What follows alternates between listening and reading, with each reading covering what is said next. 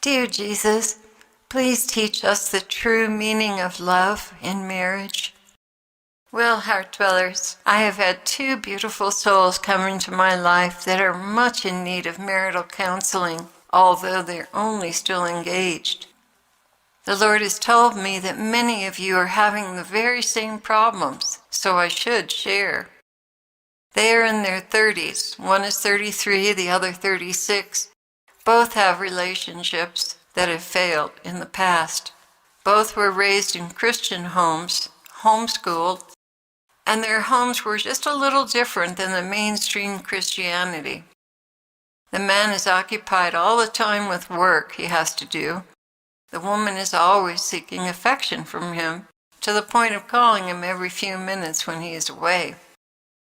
She is so very insecure because a previous boyfriend was cheating on her. She's a tender and spiritual soul, but preoccupied with herself and her needs. And he's preoccupied with doing a good job at his workplace and providing the necessities. I will call them Nate and Barbara. Because Nate is so taken up with going, Barbara feels neglected. There are times when Barbara sees something tender, a butterfly on a milkweed plant, or a cat doing cute things. She wants to share that moment with Nate, but he's thinking, going, to finish the tasks at hand and go home. She naturally feels jilted in those moments because what touched her on a deep level is just an inconvenience for him. Oh, do I know her complaint so well. In my relationship with Ezekiel, I was very much the same way. I was always busy, doing, and he was craving simple companionship from me. You know, the kind that takes time. So I can relate to what they're going through on a very personal level. Ezekiel would have to tell me up front, "There's a problem in our marriage, honey." I would answer, "What? We have a good marriage." He would say, "You don't know what's going on inside of me, and I'm telling you, I am not happy, but you're just not hearing me." My dear ones, when you decide to marry, you are deciding to die to yourself. You will be required to relinquish and yield to the needs of one another. I was telling Nate, I could be in the middle of an intense message, working in Photoshop or answering emails, and seeing to the basic needs of my husband, but not the real needs he has emotionally. Then I get a Rhema from the Lord, marriage, and I know Jesus is telling me, "Your spouse needs you, Claire." Or it could come as a gentle nudge, and I go and check on him. "Honey, do you need to be together? Do you want to spend time together? Should we talk about something?" Now, mind you, I'm enjoying my work, and the last thing in the world I want to do is lay it down. But what I am feeling is not nearly as important as what my spouse is going through in the way of a trial or loneliness. And you know, the demons jump all over him when it's like that. They're always trying to create a problem and lying. "Oh, she doesn't love you. She doesn't care. She just wants her work."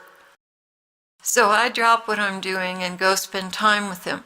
And afterwards, he's healed of his loneliness, and I'm happy and feel relieved and enriched and can return to my work. I just can't work and be settled when I know that he's unsettled and not happy. If I do not obey the prompting of the Lord to go, a crack begins to develop in our relationship. My heart gets harder and the situation deteriorates. Our marriage begins to weaken and suffer. This is why Paul said it is better for a man or woman who wants to serve the Lord not to marry, because he must first fulfill his duties to his wife. Things like making an ample living, raising children, which will take his attention away from full-time service to the Lord, unless his wife is of the same persuasion and wishes only to serve God in her entire life. Paul said this, "It is good for a man not to have sexual relations with a woman, But since sexual immorality is occurring, each man should have sexual relations with his own wife, and each woman with her own husband. The husband should fulfill his marital duty to his wife, and likewise the wife to her husband. The wife does not have authority over her own body, but yields it to her husband. In the same way, the husband does not have authority over his own body, but yields it to his wife.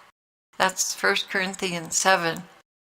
So, in this paragraph is the hidden key to a good marriage. The wife does not have authority over her body, but yields it to her husband.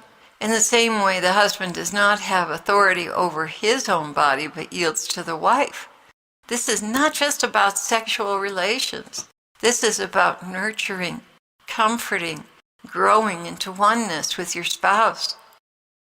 Each must yield territory, yield and give up the life they led before they met in order to make room for the union. God is going to heal their hearts of past failures in relationships. God is going to restore self-worth and introduce things lacking in each of them to become whole human beings. I was so absorbed in photography and art that I didn't notice people who were living under bridges. When I did, I'd give them a token offering, but never did it occur to me to make feeding the poor a huge part of my life. I was selfish and self-involved. He had a tender heart and found ways to reach out to the poor with a food bank.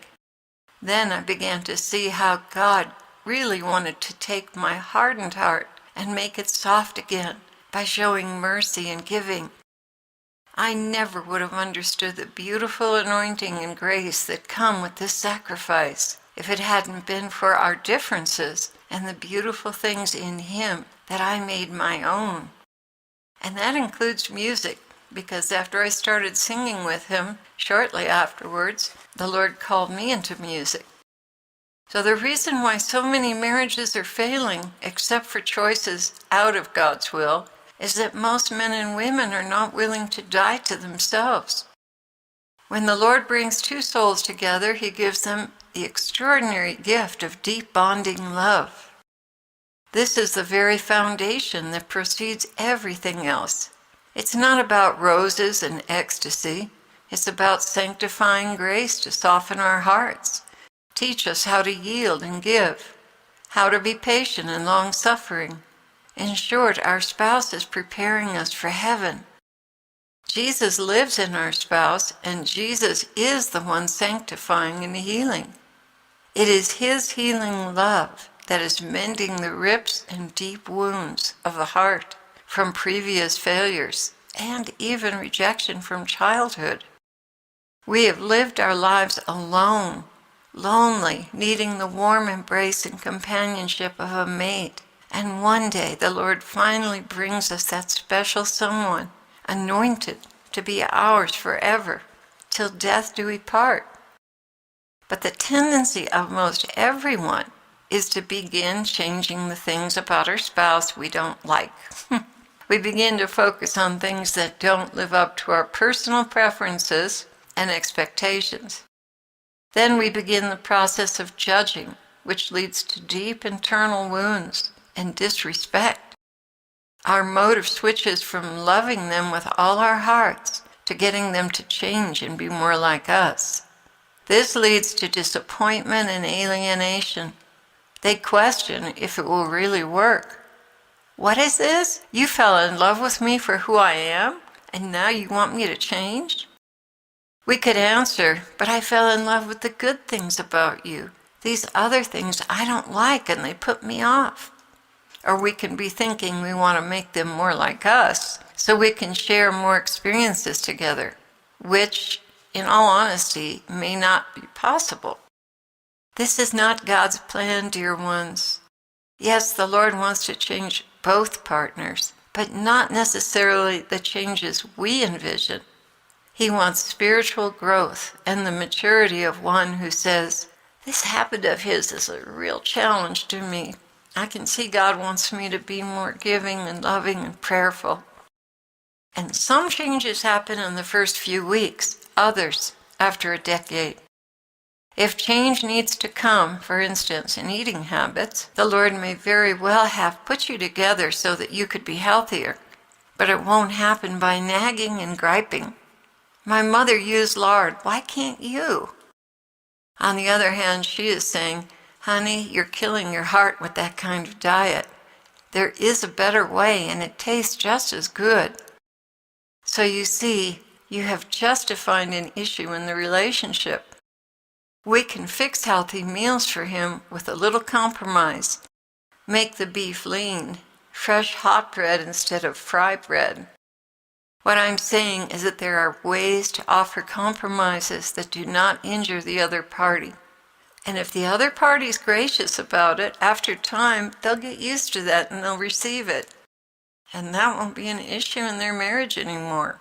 Instead of saying, I don't like your cooking, say, honey, do you think we could have that favorite fattening food one night a week at least? And if she's wise, she'll yield.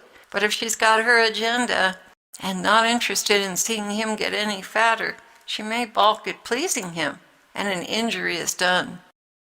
Lord, would you please take over?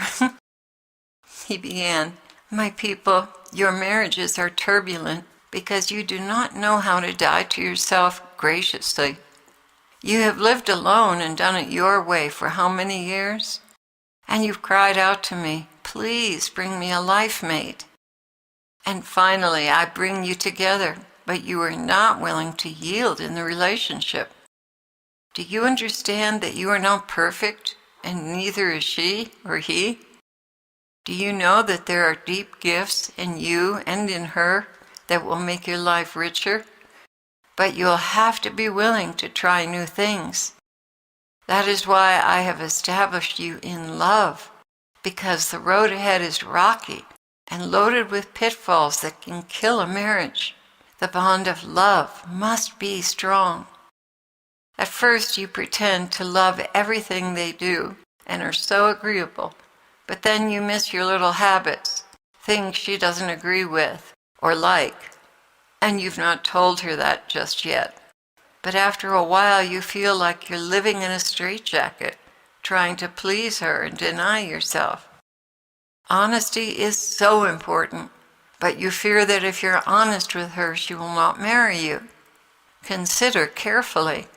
You are going to get married, and 1 or 2 years later, you will have built up great resentment because you've hidden these things from her or yielded when you really didn't want to. You want the freedom to have your habits back in your life, and you're growing in resentment and irritability.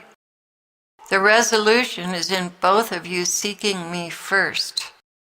Is this something I've been trying to get you to drop, or is it a necessary thing? Is this something she could yield to, or something she needs to understand is important to you? Dear ones, I have brought this person into your life to help you become a better person and be prepared for heaven. Both of you have blind spots. Both of you have needs, and some of those you don't even recognize. I've brought you together because what the other one has is crucial for your maturity and happiness. But if you are unyielding and set in your ways, not only will you experience conflict and the cooling off of your love for one another, but you will miss the great blessings I have in store for you when you are willing to let go of your former life, to embrace a new and wonderful life with one another. There is a misconception that you get married because you are alike and can enjoy so much together.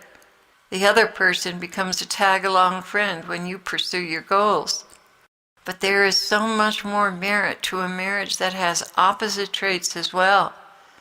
As long as both of you are flexible and loving one another without an agenda, which, by the way, demons will constantly be trying to engage you in. But you like this, not what she likes. She needs to change, not you. Do I want you to cleave to your old ways, or do I want you to change them? Getting my mind and heart for your lifestyle is key. You will be happy if you obey. You will not be happy if you ignore me. Without good communication skills, honesty, humility, flexibility, brotherly love and prayer, changes will be very turbulent and hurtful. Perhaps there's a bad habit that needs breaking and you both agree to it. There is a right and a wrong way to go about changing it. Prayer and positive support, with yielding when necessary, will make it happen so much sooner and in such a better way.